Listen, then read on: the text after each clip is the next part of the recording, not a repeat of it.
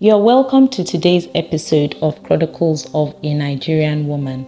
My name is Fagbeja, and today I'll be reading Bolatito's story. When I met Israel, it was not love at first sight.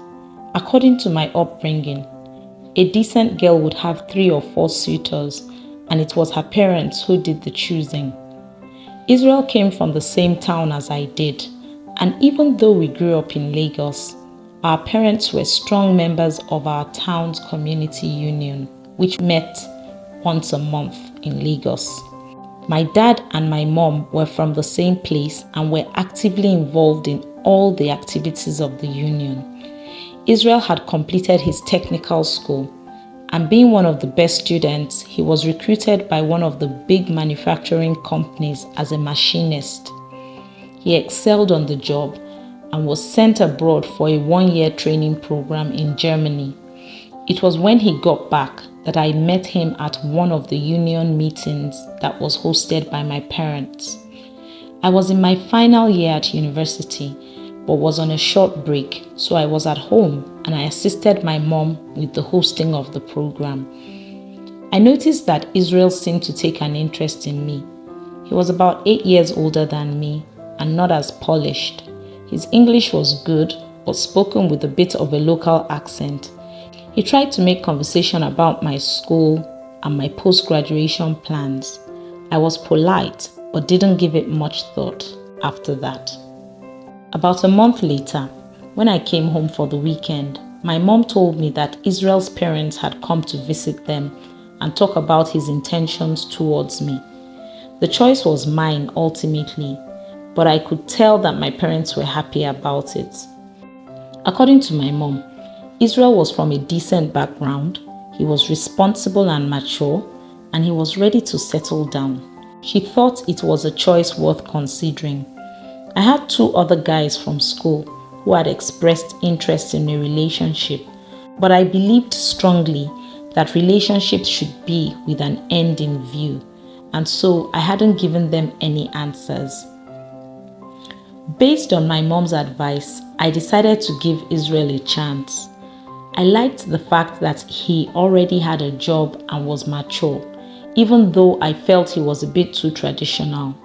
My focus, however, was on his responsibility and his capacity to make a good husband and father.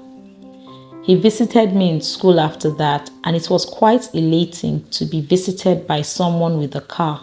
My roommates and friends were quite surprised because I was the nerdy type whose idea of a social life was attending church programs and reading novels. Anyway, this was the start of my courtship with Israel. He was a nice guy, but very traditional. When he visited me in school, I cooked. He didn't believe in eating out much. I asked him how he had survived abroad, and he told me he cooked by himself. He was generous and bought me gifts. He also made it a point of duty to buy bread and other goodies for my friends whenever he visited.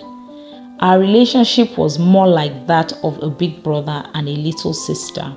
I had a lot of respect for him, and he took care of me well.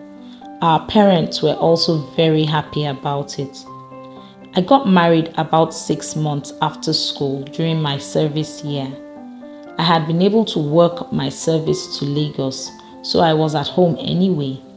I studied education because of my passion for children, and I was teaching. I got pregnant about 3 months after we got married, and Israel decided that I should focus on the baby and not look for work after service ended. It was fine with me. He gave me a monthly personal allowance, and I stayed at home full-time. Everything seemed great, but there was an issue I was dealing with. Israel had insisted that I cook his food fresh every day because he did not like freezer-stored meals. He liked to eat offals like shaki, tripe, liver, intestines, and that kind of thing. I had a woman who supplied me with these fresh every morning, and I had to cook them every day. Israel also wanted me to be the one to cook his meals, which was fine with me because I didn't believe a domestic help should cook my husband's meals. The only exception was when either of our moms came visiting. Even though it was tough to make fresh meals every single day, I adhered to it for 3 years. I would get the meat, pepper, and vegetables every morning and prepare them before he arrived from work.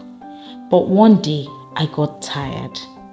I was overwhelmed by housework and having to take care of our 2 children and all that. However, I didn't want to rock the boat, so I decided to try something out. I bought enough pepper for 3 days and meat for 2 days. I boiled the meat halfway and removed enough for the second day. I cooked plain stew, split it 3 ways for the next 3 days and stored the extras in the freezer.